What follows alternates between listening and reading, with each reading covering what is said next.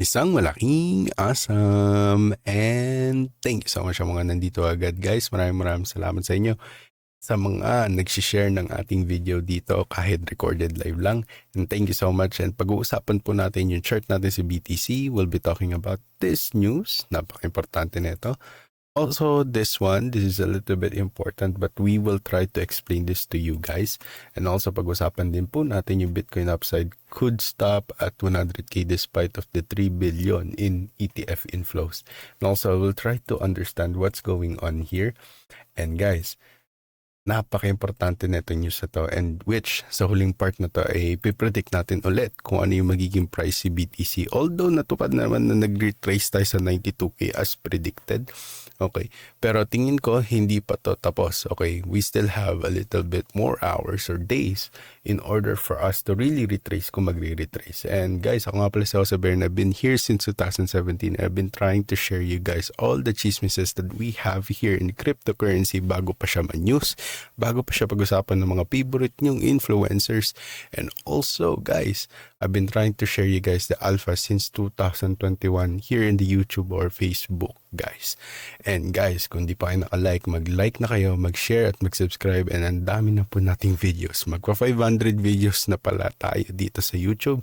And thank you so much sa mga patuloy na sumusuporta. And guys, nga pala, let's talk about the chart kasi kahapon pinalabas ko yun ng mga nasa Meraki. Sabi ko sana lumabas na kayo, lalo na doon sa mga micro alts nyo na hindi nagre-react even though the market actually pumped. Yes, although okay, yes, let's say that the market is actually supposedly not pumping even though the BTC is pumping at this level. This is very understandable because this is just for the BTC market. Yes, indeed. At kita naman po yan sa Ethereum/BTC, and kita din yun dun sa ating index for altcoin season. Kung doon sa index na yun, malalaman natin kung talagang nag-altcoin season na ba talaga or mag-altcoin season na ba talaga or nasa altcoin peak na ba tayo. Okay, but for now, as what we can see, okay, we've been sticking to this strategy. So yung ating 618, I'm hoping that we can still retrace it. Hindi ko alam kung once na matouch natin, tsaka tayo mag-retrace, which is a little bit dangerous. Pero ngayon, kasi nakikita natin sa mga moving averages natin dito, which is this is the 20, and ito yung 150 natin. Okay, so what does this mean? Okay, ibig sabihin that we are trying to assume in a most futuristic way kung saan gusto pumasok ni BTC. So this one speaks about what happened here. So definitely ito magko-cross to. The question is, once it cross, nagkakaroon po talaga tayo ng retracement. That's why it's a little bit early nga lang yung naging prediction ko. Sabi ko dito pa lang magpe-predict na tayo. Same thing naman din dun sa ating money flow. Sinasabi niya na may sell zone na tayo. Although nawala yung top indication natin dyan, na top na siya. Okay, ang nangyari is binawi siya. So there is more leg to this level. Tingin ko hindi pa tayo nagtatap. Okay, although pinabenta ko na nga po yung mga micro alts natin, and I could explain why. It's because of this manipulation that happened here. Okay, hindi natin tinake into account itong level na to because we've been looking at the lower levels, which is yung 4 hours. Even doon sa 1 hour natin, binabantayan natin para lang malaman yung pinaka level sa pwede nating exitan just in case that this is really the top, and we need to make sure that we can go out or get out, break even. Pero on these levels guys, I want to show you guys that this is the 618. Yes, indeed, may golden cross tayo, and then may magiging super golden cross tayo dito. So the reason why we call it that way is because we've been experiencing a lot of losses here. So mini celebration really matters so that we can have a trending topic naman sa cryptocurrency. And that is the reason why we have this news. Okay, let's talk about this news. This is very important, okay? So kumbaga yung pinaka TLDR neto guys is, okay, as a result, yung ating nangyayari sa American businesses right now, okay, and yung mga consumers natin, okay, are buying less. Okay, less buyers na po yung nangyayari from overseas. Hindi lang to China, okay? So we can see this as well in Morocco since we have a lot of buys in Morocco. But we have a significant stable buying naman sa India. Okay, and we see the the potential traitor na yung pagta-traidor na ginagawa ni India sa BRICS. But anyways, that's not gonna be our topic here. So what does this mean and why does this matter in crypto? So firstly, okay, we have e-commerce business. Hindi ko man nasasabi palagi, pero may mga pasaring ako dito na nasasabi ko sa inyo na I am really hurt about the market right now, not because of cryptocurrency but because of the shipments, okay, or yung tinatawag nating freight. Okay, so right now, okay, slower trade can signal a weaker economy. So malaki na yung binabayaran ko when it comes to shipments. Okay, tapos weak pa yung economy. It means wala nang gustong bumili. Okay, so sabihin natin yung mga Amazon etc., yung mga nagli-listing doon at nagli-list ng mga products from China. Okay, nababawasan na sila. And also Amazon is trying to also eliminate this kind of products, lalo na kung nagde-delay talaga at nakaka-cause ng problems naman sa pangalan ni Amazon, which nagiging mas mahigpit sila sa pag-hit or pagbibigay ng warnings. Pero anyways, why is this very important for cryptocurrency? Okay, I want to explain to you guys. Okay, yung economic uncertainty and yung weakness na nangyayari po sa trade activities natin, okay, can sometimes make investors, okay, na maghanap ng alternatives like Bitcoin. So that is the reason why I'm really bullish about this level. And that's why we have the box right here. Parang tingin ko, we're trying to retrace this level, which is a little bit higher than the first, yung initial target natin, which is 98 only. Okay, so this is 90K. Okay, this is 99K, I mean. Okay, so what are the chances that we can retrace that level? Or at least go here, kasi nandito yung ating previous 618. Okay, malaki yung chances na tingin ko, okay, kung mag-remain yung bullishness sa market natin is ito ang reach level natin, which is also going to attract more, okay, old retail investors na umalis kasi natakot sila. Dito sila umalis. And nag-zero na sila, tapos biglang nakita na nila hindi sila naniniwala. Dito pa lang ulit sila papasok hanggang sa magre-retrace ulit. Matatakot sila ulit hanggang sa bibilin ulit ng mga pro-tail or ng investors or sabihin natin yung mga whales and yung ating mga big institutions. Okay. So, now, tulad nga ng sinabi ko, ito yung but sa topic na to. Okay. It can also lead to a reduced overall risk taking. Okay, baka bumaba yung mga wild volatility. Okay, yes, meron pa ring volatility, pero baka bumaba yung volatility as the market is being manipulated or being controlled by the bigger players. So less buying in crypto too, okay, pero it will also spark a bullishness in the market since nanggaling tayo sa bearishness eh. Okay, ito yung tinatawag na bad zone. Ito yung good zone. Okay, we're staying in the good zone right now. Okay, hindi pa siya bullish na bullish, okay, but we are in a good zone. This is the bullish area. Labas nito is bullish area. Pero let's stick to this topic naman. Okay, so si Besant, okay, I've been talking about Besant recently because nagiging trending siya lately. Si Besant natin says that he's aware of any US-China tariff talks despite of Trump claim. Okay, so nakita niyo naman yung mga memes natin with Trump na nag-fold daw siya. So parang casino. Okay, so what is really happening here? Let me explain it to you guys na parang nagbabasa tayo between the lines, okay? So si Trump, kinlaim niya na claimed meetings, Trump made a fake news probably or nag-claim siya ng mga meetings or talks with the China about tariffs. But Besant said, okay, likely an insider or economic advisor Okay. I don't know kung ano ba yung position niya sa government. Baka economic advisor or whatever or trade advisor, di ko alam. Okay. Disputes that knowing of any current negotiation. So, ibig sabihin, siya daw dapat yung unang makakaalam kung totoong may ganun. Okay, so dinay-deny or neither confirm or deny yung sinasabi niya. Siguro he wants to also still protect the credibility of Trump because we are seeing a little bit of parang nagfa-fumble si Trump sa mga recent plays niya. So why is it matter? Kumbaga, bakit napaka-importante nito guys sa recent na nangyayari ngayon sa crypto?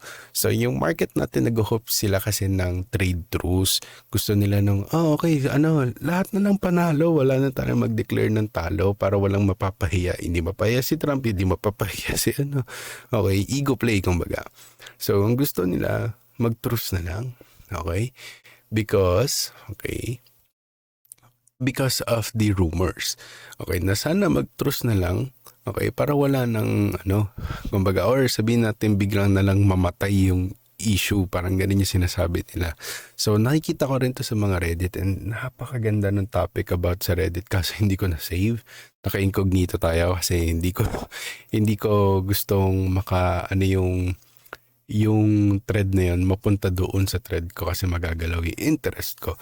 But anyways, tulad nga sinabi natin, investors may also rethink, their bets on quick improvement in US-China relations, increasing uncertainty.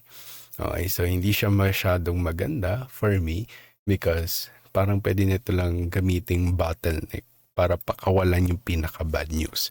Okay, so ngayon pag-usapan natin ng mabilis tong foreign holdings of treasuries fall to 23%, lowest in 22 years. Yan yung sabi dito. So, what is really happening on this one?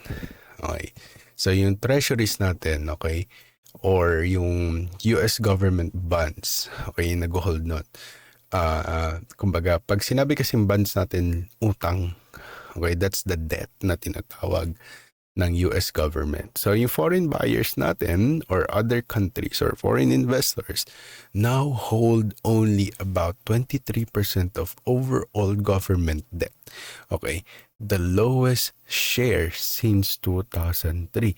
Okay, so dito na nagpapasokan yung mga magagaling kunyari mag-predict ng ito na magkakaroon po ng housing crash etc. Kasi dito nagsimula yun. Okay, nung bumaba yung ating foreign buyers. Okay, so ngayon bakit ito importante guys? Okay, napaka obvious. So if you were investors or foreign buyers to be specific ng US debt, the US may have to raise interest rates to attract buyers. So ganun din ang ginawa ni Japan. Okay? So nagtaas sila ng interest. So that can strengthen the dollar but also make it more expensive for everyone. Okay? So ano ibig sabihin nun? Magiging mahal yung paghihiram ng pera. Okay? So, ang question is, may hihiram pa ba? Okay? Okay? So, ngayon, tingin ko, marami naman sigurong maiinganyo magpahiram. Yan yung ganun. Pag di ba, tumataas yung interest rates, okay, masarap magbigay ng pera sa bangko. Kumbaga.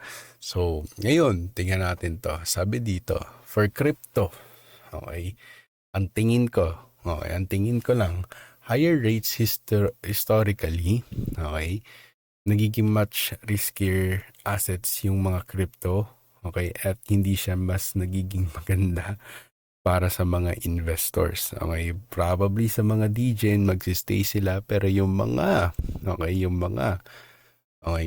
nasa natin, okay, nasa investor side, mas pipiliin nila yung safer, okay, from here end, okay, and lalo na nakikita nila na pag malakas ang dollar, ang nangyayari, okay, paano kung lumakas nga because of the interest rates? So, ang mangyayari, okay, lakas yung dollar, hihina yung mga assets like cryptocurrency. Okay? Hindi ko sinasabi magkakaroon ng crash, pero ang sinasabi ko is it's a process. Okay? And we've seen that recently over the months, no? So ngayon, pag-uusapan naman natin, kadugtong naman to. Okay? So pag-uusapan po natin yung ating Bitcoin upside could stop at 100K despite of 3 billion in ETF flows. Ngayon, I wanna talk about the 3 billion, okay? The question is, bakit may 3 billion pero hindi naman, okay? Hindi naman talaga umaangat tayo dito sa ano natin, sa cryptocurrency. The question is, saan ba talaga pumasok yung 3 billion na yan? Kasi mamaya, yung 3 billion na pinambili dyan sa 3 billion na yan is going to be, di ba? Going to be here. Okay? Baka ito yun. Ito kasi ang hinahanap natin yung 3 billion nandito. Okay, pero hindi umangat. Okay, yan yung sinasabi nila. And I've been trying to tell you guys na hindi ganun talaga mag-work yung OTC. Okay, the OTC was done here. Okay, and paglalaroan siya. Okay, and as we have seen here. Okay, ganun din dito. As we have seen here, paglalaroan nila yung volatility. Oh, they love this levels pag ganyan. Because this is yield Yan yield play yan. Okay, ngayon, ito na yung papasok yung howevers natin dito. So, however, some analysts believe that this won't push the Bitcoin much above the 100K. So, nandoon yung sinasabi nating level, which is 97. Pero, we saw a potential level here that we can still retrace here, at least man lang sa ilalim, or 101. Kung may magpupush ng, sabi natin, to try capitulate or sabihin natin i-liquidate yung mga nakalong. Okay, so yung mga nakalong, madadali sila or sabihin natin nag-short sila sa 99. Biglang sila, pinush sila sa 101, na-liquidate sila, tsaka nag-short. Nagigets nyo? So hindi ko alam kung gaano katagal yon. Baka buong May, pwede tayo magtagal dito ng konti. Ganyan-ganyan tayo. Hindi ko alam. Okay, but we will be live during those times or magre-record ako ng mga videos katulad nito. Okay, so medyo mahaba tong video na to just to really explain to you guys, okay? At magiging straightforward tayo sa mga topics na to. Okay, so ngayon pag-uusapan naman natin, okay, itong ating why BTC is lagging at 94K despite nung nangyayari dyan sa ETFs natin. Okay, so let's talk about why it matters. Yung ETF inflows kasi natin usually para sa mga retail, okay? The thought process ng mga to is pag may ETF inflows na katulad yan, 3 billion, malaki, magpapump. Okay, or hindi nila iniisip na nagpump na. Okay, laging super delay. Okay, minsan 1 week, 2 weeks delay just to really attract in new money or retails na magiging pagkain ng OTC deals na yun. Okay, so hindi ko alam kung how they will be exiting these levels, pero I am assuming that we can exit around 99 or 98 man lang. Okay, wala pa tayo dun hindi pa tayo close dun.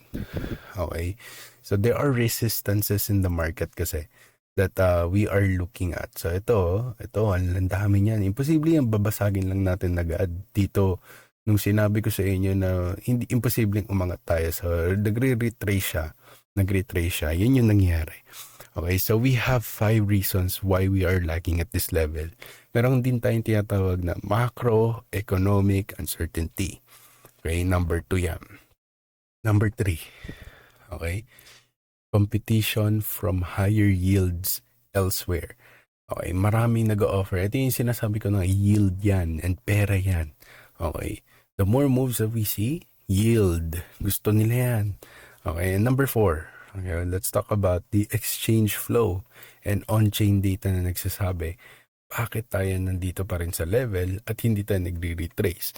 Okay, ito yung tinatawag na ETF inflow data, pati yung global liquidity, which next time ko na pag-uusapan, mahabang topic yan. Then number 5 is because of our market cycle and market sentiment, which kanina ko pa sinasabi sa inyo. And that explains why we are at this level at bakit tayo hindi natuloy. It's because of the economic uncertainty, despite of the market actually having a bad news in the market. 'Di ba? Ito, bad news to eh. Bad news yan, bad news yan. Ito is the only slightest good news na nakikita natin. Pero konting good news lang nagpa-pump si market. Ngayon, nasa 95 na naman tayo. Kanina, nasa 92,900 tayo. 'Di ba? Tapos ngayon, nandito na naman tayo sa 94. Tapos ngayon, 95 na naman. So the question is, where are we really going? So I really think we're still gonna stick. Okay, we're still gonna stick in this level. Okay, 92. Okay, probably here. 97,500 is going to be the most lenient level that I wanna exit. Okay, hindi pa ngayon yung exit natin for mid-caps, etc. Kasi ngayon pa lang sila nagpa-pump eh. Nagsisimula pa lang yung mini bull cycle. Okay, dito tayo sa exciting part. Nandito yung exciting part, lalo na kung dito ka nakapag-imbak. Okay, kaming mga hindi nag-imbak, sabihin natin, okay, mabe-break even lang kami. Yung mga nag-imbak dito, nasa times 3 na ulit yung pera nyo or times 4, times 5. Once mag times 5 yan guys, i-realize nyo na. Huwag na kayo masyado maglaro ng pera. Okay? So, yun yung magiging summary natin for the whole topic kung magiging 1 hour yun. So, yan. Pinaikli ko sa inyo ng 20 minutes and I hope you enjoyed that still. And please recalibrate your portfolios, recalibrate your levels. If you have exited too early, sabihin natin dito pa lang. Okay, dito pa lang. There is still time to recalibrate, reassess the market. Let's see if you will be able to still get in. Tapos exit ka mabilis. So, hindi natin kasi alam eh. Malay nyo, a new narrative comes in, ma-invalidate tong resistances natin na to. At dumiretso tayo sa 102K, which nangyayari kasi yan sa previous histories natin. So, katulad na ito, dumiretso siya. So, yun lang guys. Chismis lang lahat ng yun. Kailangan nyo pa rin aralin, planuhin, at kilusan. Na sa gayon, ang lahat ng to ay ating makamtan. At syempre, stay awesome. Goodbye.